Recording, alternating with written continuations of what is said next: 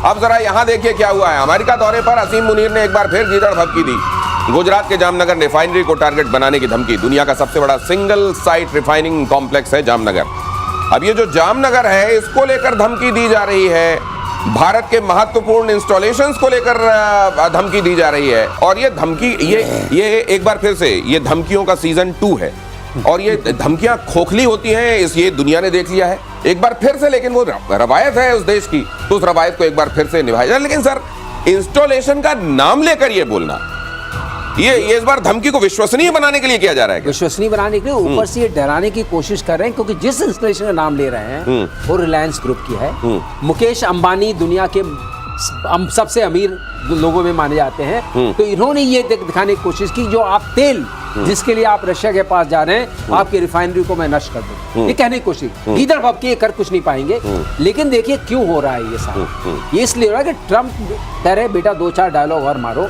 मेरी मीटिंग वहां भी होने वाली है और शायद अब उनकी मीटिंग प्राइम मिनिस्टर मोदी से भी होने वाली है। ये उससे पहले का माहौल बनाया जा रहा है। आपके पास कुछ होते हैं ना फ्रंट स्टेट जिसको ये बोलते हैं, प्रॉक्सी स्टेट बोलते हैं कुछ लोग बोलते हैं कि ये हमारे पेट स्टेट्स हैं। तो ये पेट स्टेट से कुछ कहलवाया जाता है। और ये ऑप्टिक्स करना, ये उनकी तो आप जानते हैं जो हम उनकी प्रेसिडेंट ट्रम्प की आदत में है कि तुम लोग बोलना शुरू करो। क्योंकि जब वो नोबेल पीस प्राइज लेना चाहते थे तो किसने बोला। तो ये मुनीर को क्या ये सर ये एक शेड्यूल दिया गया होगा कि इस आप धमकी से शुरू करेंगे, पहले दिन आपको ये बोलना है, जुगलर वेन बता देना है, ये सब कश्मीर वाला राग अलापना है। उसके बाद आप एक काम करेंगे, वहां के किसी इंस्टॉलेशन, आप देख लो किसको आप समझते हो, एक कोई इंस्टॉलेशन का नाम लेकर आपको और बोलना है। क्या अमेरिका ये स्क्रिप्ट दे रहा है या मुनीर ने पहले से स्क्रिप्ट तैयार की है, वहां हौसला मिल गया है इसलिए अब ये बोलना शुरू होता? देखिए मेरा तो ये मानना है कि जैसा मुनीर की अपनी है ना, एक का सपना होता है, मुगेरी लाल का सपना होता है और वो सपने में जब देखते हैं वो तो इससे शुरू किए। ये तो आप वेस्ट में कोस्ट में आ गए ना, जामनगर हमारे वेस्ट कोस्ट में आ गया, मगर वो तो इससे शुरू हुए। वो तो उन्होंने कहा वहां से शुरू करेंगे और वेस्ट तक आएंगे। और टारगेट के उन्होंने पहले से लिखा रखे टारगेटिंग। लड़ाई के दौरान टारगेटिंग नहीं, targeting is very important. 9 targeting हमने किया, 21 चुने थे, 9 मारे, 11 मारे उनके एयर बेसिस। मगर ये टारगेटिंग तो ऐसे करेंगे, मगर जब होगा तो खुश, क्योंकि वो रॉकेटें चलने वाली नहीं है। जो भी आपने डैंग फैंग कहा, अग्नि 5 इससे बढ़कर है, हमने उसका नहीं कंपैरिजन किया। अग्नि 5 सुने ना, अभी उसका टेस्ट हुआ। नहीं सर, मुझको ये लगता है जब काटने वाले दांत होते हैं ना तो आप उतना दिखाते नहीं जी। जब आपके दिखाने वाले दांत होते हैं, काटने वाले नहीं होते हैं, चबाने वाले नहीं होते हैं, केवल दिखाने वाले होते हैं, तब आप जनरली। लेकिन आई वांट टू से वन थिंग प्लीज, जब असली लड़ाई हुई तो मुनीर कहां थे ये बताइए? कितनी बार आपने बंकर के अंदर थे। ये वही बंकर वाला मुनीर है। हाँ, बंकर वाले फील्ड मार्शल है ये बंकर। और ये इनकी जो फील्ड है वो बंकर के अंदर रहती है। ये उस तरह के फील्ड मार्शल। हमारी एक फील्ड फायरिंग होती है, जब हम लोग फील्ड फायरिंग करते हैं तो हम भी बंकर में चले जाते हैं। जैसे फायरिंग खत्म होती है हम एक लाल झंडा लेकर निकल कर खड़े होकर ऐसे होते हैं, क्योंकि आपको ये होता है कि कहीं आपके ऊपर भी गोले नहीं गिरे। तो फील्ड मार्शल जो है यहाँ पे फील्ड मार्शल नाम फील्ड मार्शल साहब, वो जिहादी फील्ड मार्शल हैं। फील्ड मार्शल वो झंडा लेके निकल गए और देखिए झंडा लहरा रहे हैं। अब ये झंडा लेके और फिर बंकर में जाएंगे, वहां मार देंगे। और मुनीर और ख्वाजा आसिफ के बाद ये धमकियों का सिलसिला, मुझको लगता है कि एक अब इनको रोस्टर दे दिया गया है, इसमें शेड्यूलिंग है कि इस दिन ये बोलेंगे, इस दिन ये बोलेंगे। अब देखो तो मुनीर और आसिफ के बाद शहबाज शरीफ अब बोल रहे हैं। शहबाज शरीफ की गीदड़ भभकी आई है। पाकिस्तान का पानी छीना तो सिखाएंगे सबक। भारत को पानी के एक बूंद छीनने के हम छीनने नहीं देंगे, एक बूंद पानी पाकिस्तान के हिस्से का उसको देना पड़ेगा। ये शहबाज शरीफ असल में ये जो इनको आज से कुछ महीने पहले कहना चाहिए था, वो उस समय के स्क्रिप्ट अभी निकाल के लाए। अब तो पानी रुक गया है, अब तो सिंधु जल समझौता भारत ने कह दिया है कि अब तो ये इस समय लागू है नहीं। तो आप ये कह रहे हैं कि अगर नहीं होगा, अरे हो चुका है, तो आप किस दुनिया में जी रहे हैं और किस टाइम में जी रहे हैं? इनकी घड़ी ठीक नहीं चल रही है। उसने नहीं, हाँ। इनको किसी चीज से मतलब नहीं है। इन्होंने देखा भाई बिलावल ने बोल लिया, ख्वाजा आसिफ ने बोल लिया और प्राइम मिनिस्टर मैं हूँ। नहीं तो इनके आसपास वाले जीने नहीं दे रहे होंगे कि सब बोल लिए तुम तो काहे बात प्रधानमंत्री उनका मैं भी फर्ज पूरा करता हूँ। ये सारी फर्ज अदाई है। आसिफ मुनीर ने कहा था जो दिखा रहे हैं आप, इसमें 10 मिसाइलें मारेंगे और 10 मिसाइलें मारेंगे तो तोड़ देंगे, फिर पानी इनके पास आ जाएगा, अब पूरे पाकिस्तान को बहा ले जाएगा।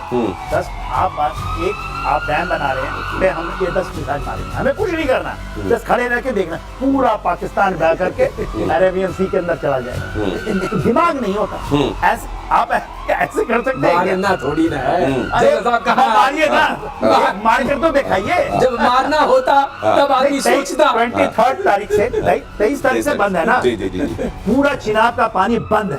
तो मतलब ये जो आप कह रहे हैं कि अगर ऐसा हुआ तो हम ये कर देंगे, वो तो हो चुका है ऑलरेडी, जिसको आप कह रहे हैं कि ऐसा हुआ तो नहीं। आपने तब क्या कर लिया और अब क्या कर लेंगे? इनके पर रहम करिए, और? इनके पर रहम करिए दिनेश। हाँ। इन बीतों का बेचारा है। कथित तौर पे एक प्रधानमंत्री कम से कम है, कहने के लिए, कहने दिखाने के के लिए, तो लिए, बेचारा बोल और रहा वो है बेचारा इतने सारे लोगों के खतरनाक लोगों के बीच में, उधर से जिहादी है, इधर फौज, जिहादी फौज है, उसके बीच में सर्वाइव कर आपने रहे कभी प्रमोशन देखा है हारने के बाद? हाँ। बेचारा प्रमोशन भी दे चुका है, हाँ। अब उससे जो बंद पड़ रहा है कर रहा है। और बीच में बेचारे बयान भी दे रहे हैं हाँ। आगे। तो तरस के लायक है ये कुल मिला के। और बीएलए पर अमेरिकी बैन से भड़ के बलोच नेता, बलोचिस्तान के लोग आतंकवादी नहीं है, मीर यार बलोच ने कहा।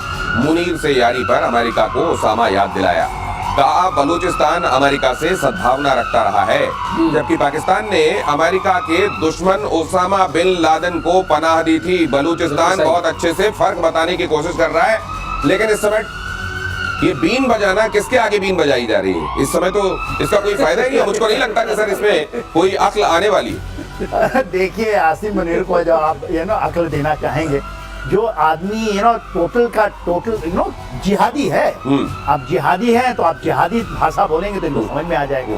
तो आपने कहा वो बीन बजा रहे हैं आपके वो जो दिखाई दे रही है, तो बोलते हैं कि आप एक बीन बजाओ किसी चीज के ऊपर और वो पगुरा पड़ती है, पगड़ा पड़ता है ना बीन। राइट। तो इनके ऊपर में तो वही जुमले हम बोलिए तो ज्यादा अच्छा है। लेकिन ये सर बीन आप बता रहे हैं, शायद अमेरिका के सामने बजा रहे हैं। नहीं ये कह रहे हो कर रहे हैं। मैं वही कह रहा हूँ, अमेरिका के सामने बीन बजाने की क्या फायदा सर। मैं लेकिन एक बात बताइए, अमेरिका बहुत सारी चीजों को पॉइंट ऑफ नो रिटर्न की तरफ क्यों लेता जा रहा है?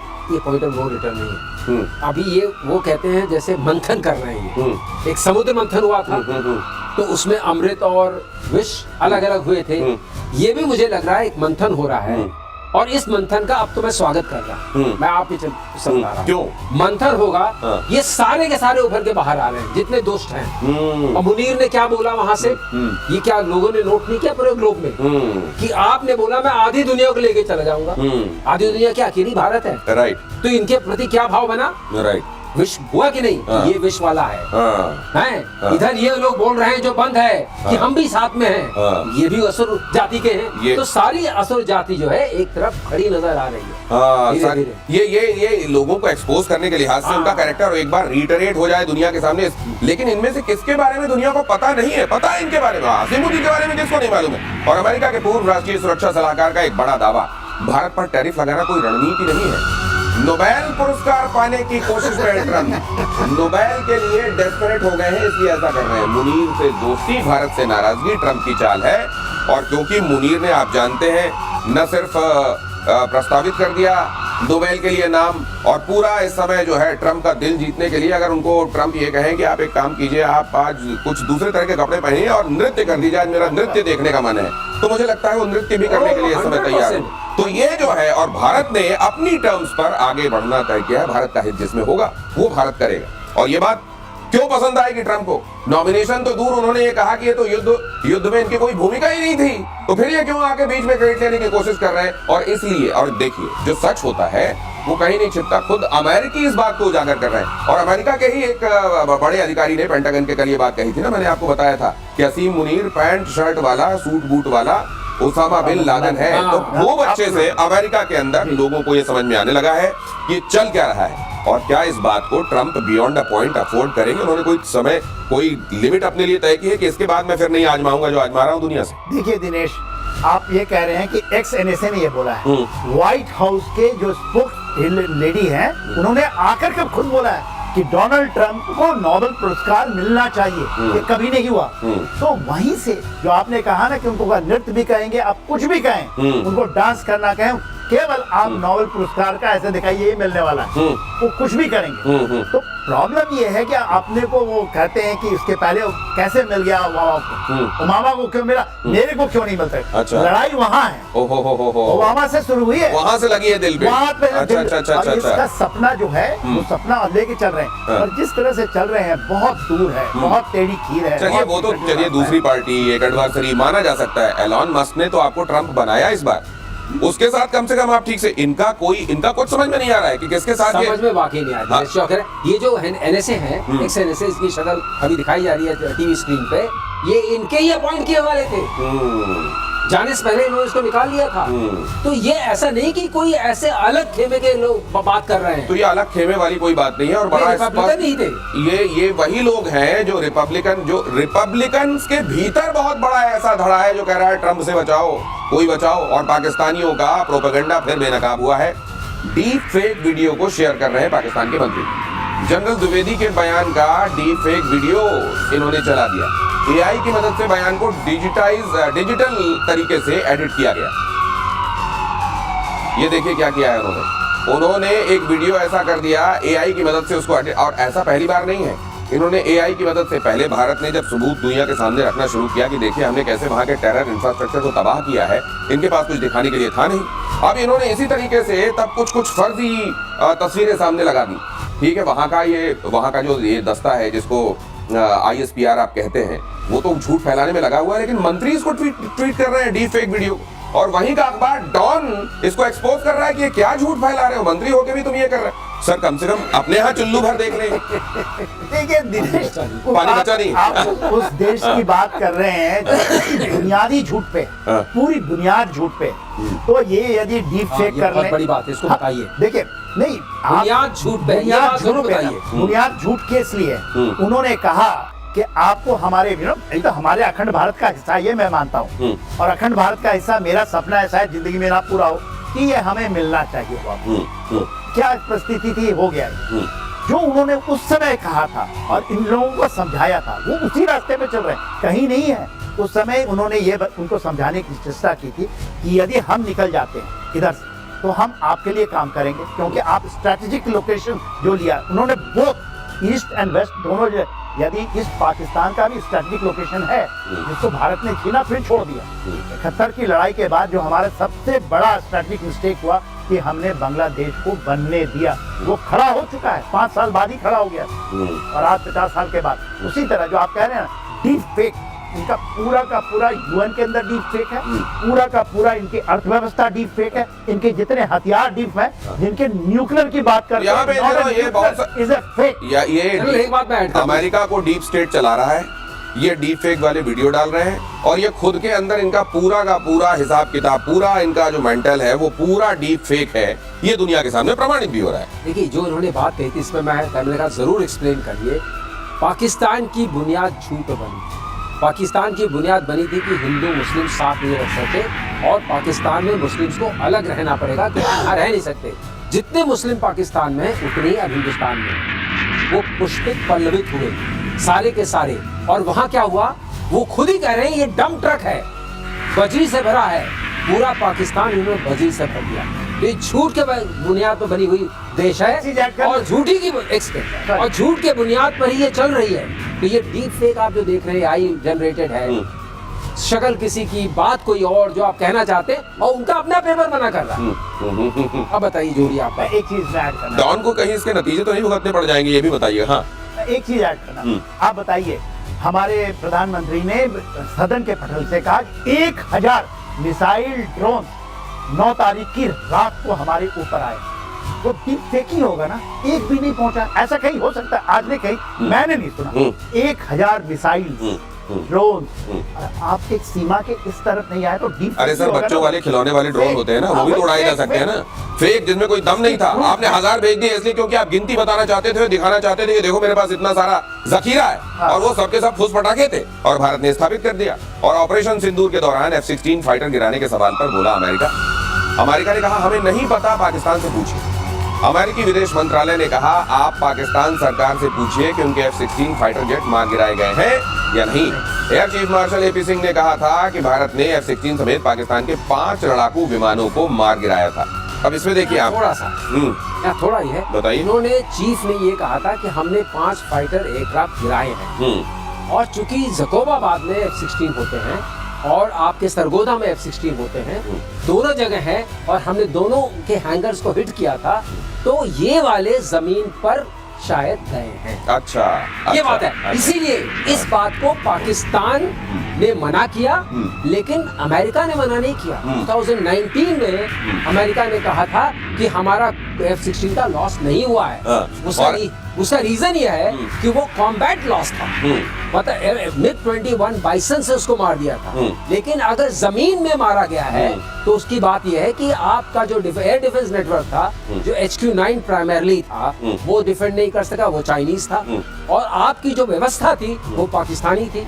इसका मतलब पाकिस्तानियों को न तो कुछ रखना आता है और चाइनीज पर, और दूसरी बात चाइनीज फेल कर जाते हैं। तो अब आप अगर ग्लोबल स्टेज में देखिए तो चाइनीज वेपन्स हैं या अमेरिकन वेपन्स हैं, रशियन तो थोड़े रिस्ट्रिक्टेड हो गए हैं। तो अब वो अपने कॉम्पिटिटर का पिटाई करने के लिए अमेरिका ने शांति चुप्पी साध दी। ये भी कॉमर्शियल है। ये जो F सीरीज के साथ इन दिनों F सीरीज के साथ ठीक चल नहीं रहा है। कल हम बता रहे थे। अब यहाँ देखिए ना, उगलते बन नहीं सकता F से क्या वर्ड बनता है, वो तो है सर, लेकिन ना उगलते बन रहा है इनसे ना निगलते बन रहा है। अभी कह रहे पाकिस्तान से पूछो, पाकिस्तान से पूछो। अरे अगर आप इतने श्योर हैं और F कहीं भी खड़ा रहता है आपका फाइटर, उसको लेके आपका हमेशा उससे कहते हैं ना कि वो आपका संबंध कभी टूट, भले ही बेच दे, उसके साथ आप अटैच रहते हैं। बता दें आपको, उनके पास एक टेक्निकल सुपरवाइजरी टीम होती है, वो जो हमेशा रहती है, बेस रहती है। और उसका रीजन ये है कि अमेरिका जब भी सामान बेचता है इस तरह का, तो कहता है कि हम आपका एंड यूज डिसाइड करेंगे। ये F-16 जो दिए गए थे वो अगेंस्ट टेररिज्म दिए गए थे। ये हमारे खिलाफ उन्होंने लिखा हुआ है, you will not use it against India. तकरीर वो है और वो इनके उसमें है, लेकिन क्योंकि हमने ये विरोध जाहिर किया था, F-16 हमें ही बेचने वाले थे F-21 के फॉर्म में, तो उन्होंने कहा था नहीं, वो भारत के खिलाफ नहीं इस्तेमाल कर सकते। इसलिए जब भी इस्तेमाल होंगे आप देखेंगे इस तरह गोलमोल बातें होती रहेंगी। ये इसलिए गोलमोल किया जाएगा कि कैसे ये स्वीकारा जाए कि जिसकी सुपरमेसी अपनी टेक्नोलॉजी इतनी सुपर बता देते हैं कि फिर किसी आदमी का कहीं नाम ही नहीं आता कि उड़ाने वाला कौन है, चलाने वाला क्यों। टेक्नोलॉजी हमारी सुपीरियर, इसलिए हमारा हथियार ले लो। कैसे कह दें कि वही सुपीरियर टेक्नोलॉजी वाला कुछ सिटिंग डक बना दिया गया। और रूस यूक्रेन जंग को फिर से रोकने की कोशिश। 15 अगस्त को पुतिन ट्रंप की मुलाकात होगी। अलास्का में ये मुलाकात होने वाली है। पुतिन ट्रंप की UAE के सुझाव पर दोनों की मुलाकात यहाँ पर हो रही है। लेकिन पुतिन का जिस तरीके का रवैया रहता है, क्या ट्रंप का ये खुद को किसी पे थोपने वाला, इम्पोज करने वाला जो उनका तरीका चल रहा है, पुतिन तो ऐसा मानते नहीं है। पुतिन को ऐसा करना और चिढ़ा देता है। यहाँ पे जाने के बाद ट्रंप का कोई रवैया, नजरिया बदलेगा? ये ट्रंप जैसे अभी तक चलते आ रहे हैं वैसे ही चलेंगे और इसीलिए आउटकम भी वही होगा जो अभी तक हम देखते आए। पता चला वहां कोई ऐसी बात कह दी कि और यूक्रेन को मार पड़नी वहां शुरू हो गई। मुझे तो इसी बात का अंदेशा है सर। ठीक है, ऐसा है। अगर ये लोग अकेले में मिलते हैं तब तो मालूम मुझे लगता है कुछ सुलझेगा। लेकिन अगर ऑप्टिक्स के लिए मिलते हैं, उधर एक आदमी, इधर एक आदमी, इधर कैमरा, उधर माइक, माय गॉड, फिर तो होगा यू होल्ड नो कार्ड। वही वाला दृश्य सामने आएगा। ये बड़ा खतरनाक हो सकता है। आपने जो कहा, दो ऐसे लोग, एक प्रोफेशनली ईगोइस्टिक है, मतलब he is a professional, he speaks very little. Putin की आवाज आपने बहुत नहीं सुनी होगी। और एक है जो पीस प्राइस के चक्कर में है। अगर आपस में अकेले बैठ गए तो कह सकते हैं भाई अब रोक लो ये वाला, क्योंकि स्वैपिंग ऑफ टेरिटरी की जो बात हो रही है, ये ट्रम्प भी कह चुके हैं कि यूक्रेन इसीलिए डरा हुआ है कि ट्रम्प कुछ न कुछ टेरिटरी का इधर उधर होगा। अगर ये बात होगी और ये ट्रम्प को, पुतिन को सूट कर जाती है तो हो सकता है। तो कुछ संभावनाएं रखिए, लेकिन जो ऐसी पर्सनालिटीज मिल रही हैं विश्व पटेल की, जो कि आपस में अगर चलिए आज थोड़ा अंदाजा लगाते हैं। कोई एक चीज अगर कहनी हो कि ये आउटकम होगा, जनरल सिन्हा आपके हिसाब से क्या आउटकम होने वाला है? अच्छी है। देखिए, जो ट्रम्प का आया है, बयान आया है, ये बयान है, वो कह रहे हैं कि हम सुनने जा रहे हैं, हम बोलने नहीं जा रहे। एक बयान बहुत, ये ट्रम्प कह रहे हैं, ट्रम्प खुद का है। अब ये नहीं कर पाएंगे सर वो कर देखिए, पुतिन के सामने उनकी नहीं चलेगी। उनको ये आप लेके चलिए। पुतिन अलास्का क्यों जा रहे हैं वो भी पता है कि अलास्का में किसी ने UAE कह रहा है कि हमने करवा दिया। अलास्का क्यों चुना गया है वो भी है। और ट्रम्प के मुंह से भी ये निकला है कि हम रशिया जा रहे हैं। इसके भी माने हम रशिया जा रहे हैं, क्योंकि उनकी जमीन थी, उन्होंने बेची। तो जब दूसरी बड़ी बात देखिए, 2.5 लाख फौज आज वहां पर उन्होंने जमा कर दिया। 87,000 अक्रॉस सुमी और करीब 2 लाख के आसपास डॉनबास में आज खड़े हैं वो मोलाइज होकर। तो आप ये कह रहे हैं कि वहाँ पूरी तैयारी है कि पूरी किस स्ट्रेंथ वाली पोजीशन आपने आपने जो बड़ी बात शांति करी, होगी कि नहीं? आपने जो बड़ी बात की कि ये जो न्यूक्लियर पावर्ड जो आपकी मिसाइल है, क्रूज मिसाइल का टेस्ट, जो आज की क्यों खबर आ गई, देखिए ये पूरे के पूरे ये कोई ये कुछ भी ऐसा नहीं होता, कैलेंडर में फिक्स होता है, इस दिन मीटिंग होने वाली है, इस दिन ड्रिल होगी, इस दिन मिसाइल टेस्ट होगी, इस दिन तैनाती कर दो सर। वो तो लिख के दे चुका है कि करना क्या है, पॉइंट वाइज दे चुका है, जो कहते हैं ना स्टीव विटकॉफ, उनको दे चुका है, ये है हमारा। चलिए, तो आपने कहा कि अगर बोलने नहीं जा रहे, सुनने जा रहे हैं तो कुछ आउटकम हो सकता है और इसकी तैयारी कर ली गई। सर आप बताइए क्या होने वाला है? आउटकम आपने बोला हाँ में या ना में? क्या है शांति की तरफ आउटकम होगा नहीं होगा? साहब ये फ्रोजन कॉन्फ्लिक्ट है, प्लीज समझने की फ्रोजन कॉन्फ्लिक्ट है, इसमें शांति नहीं होगी सर।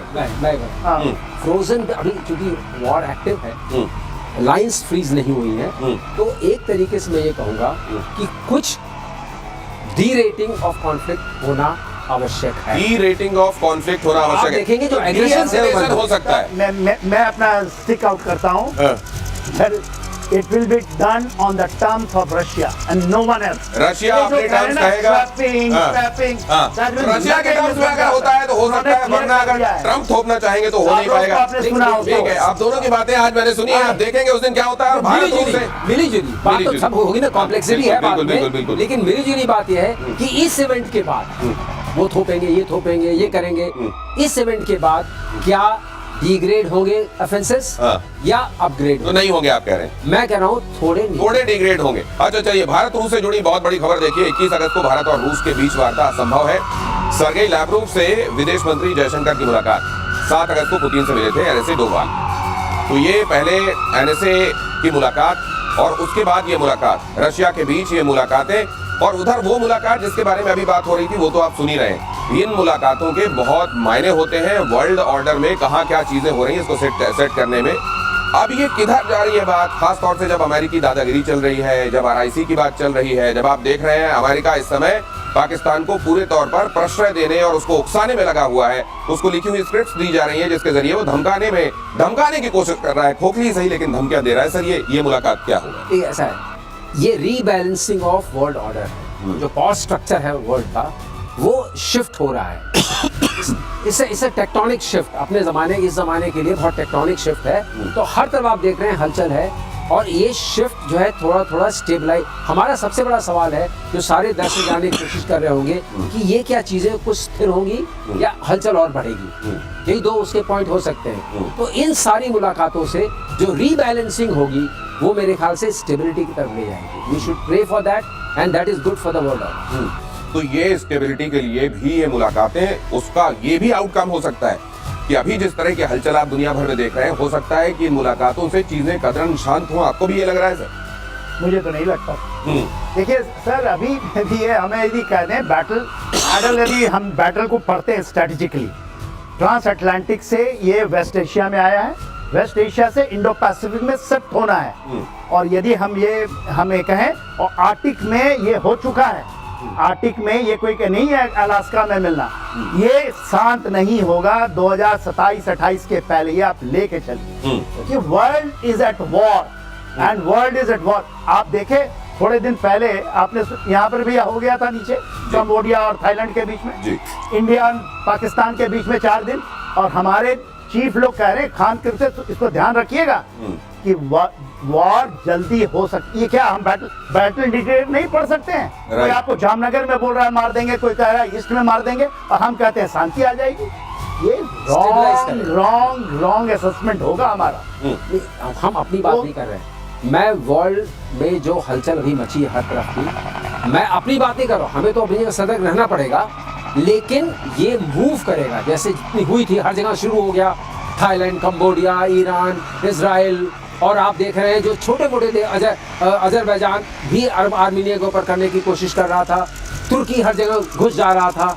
ये सारी जो चीज़ें हो रही थी और ट्रम्प के टैरिफ जो आना शुरू किए, उनकी वजह से जो हलचल बनी, इस सब का एक पॉट बन रहा है। रीबैलेंसिंग जरूर होगी। Everybody has not tried out, सबने अपनी अपनी स्ट्रेंथ नहीं ट्राई, लेकिन नटशल ये है कि ये अब स्टेबिलिटी की तरफ मूव करना चाहिए। ये लगता है कि स्टेबिलिटी की तरफ मूव करना चाहिए, लेकिन अभी इसको लेकर कुछ कहा जा सकता नहीं है। खास तौर से जो डेडलाइन दी जा रही है कि 2027 तक तो ये लगता है उथल पुथल चलती ही रहेगी। जापानी सेना खरीदेगी हेरॉन 2 ड्रोन। अगली खबर देखिए। तो वो मुल्क जो ये समझे जाते रहे कि ये कतरन शांत हैं, बुद्ध के उपासक हैं, वहां भी आप देखिए हलचल हो गई है, क्योंकि अब दुनिया ये समझने लगी है कि शांति के लिए भी एक कीमत होती है और कई बार युद्ध के तौर पर आपकी तैयारी वो कीमत होती है। हेरॉन 2 ड्रोन इजरायली ड्रोन है। हेरॉन 2 ऑपरेशन सिंदूर में भी बड़ी भूमिका निभाई थी इसने। हेरॉन 2 के नाम से ही पाकिस्तान खौफ खाता है।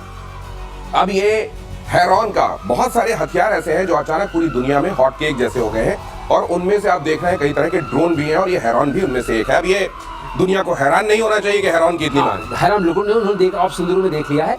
ये ISR वाला ड्रोन है, जिसे इंटेलिजेंस सर्वेलेंस एंड रिकॉग्निशंस वाला ड्रोन बोलते हैं। ये वो वाला ड्रोन है, अच्छा खासा पेलोड ले आ सकता है, करीब 500 किलो के आसपास का। स्पीड भी अच्छी है, हाँ, लॉइटर कर सकता है। It can loiter for 46 hours. और ये सबसे बड़ी बात है, 40 घंटे तक ये उड़ सकता है, लॉइटर कर सकता है। ओ, इतना सा देखने में ये कहाँ इतना ईंधन होता है। एक तरीके से स्टेल्थ भी है, इसका सिग्नेचर बहुत कम है। इसका इंजन भी क्वाइटर है, लेकिन खास बात इसमें यह है कि जापान के लिए बड़ा यूजफुल है। जापान में जो कोस्टल रीजन है, क्योंकि उनका मोस्टली आइलैंड कंट्री है, कोस्टल रीजन है, उसके सर्वेलेंस में बहुत सक्षम है। अब इसलिए जापान ले रहा है इसको। ये जापान क्यों ले रहा है उसकी वजह बताई गई आपको। अगली खबर देखिए। ईरान में इजरायली जासूसों पर बड़ा खुलासा। ईरान इजराइल युद्ध से जुड़ी ये बड़ी खबर। युद्ध के दौरान 21,000 लोग गिरफ्तार किए गए। ईरान की जासूसी के आरोप में गिरफ्तारी हुई थी। 1,000 से ज्यादा जांच चौकियां बनाई गई। अब बताइए, 1,000 से ज्यादा जांच चौकियां और 21,000 लोग आप अपने देश के गिरफ्तार कर लें।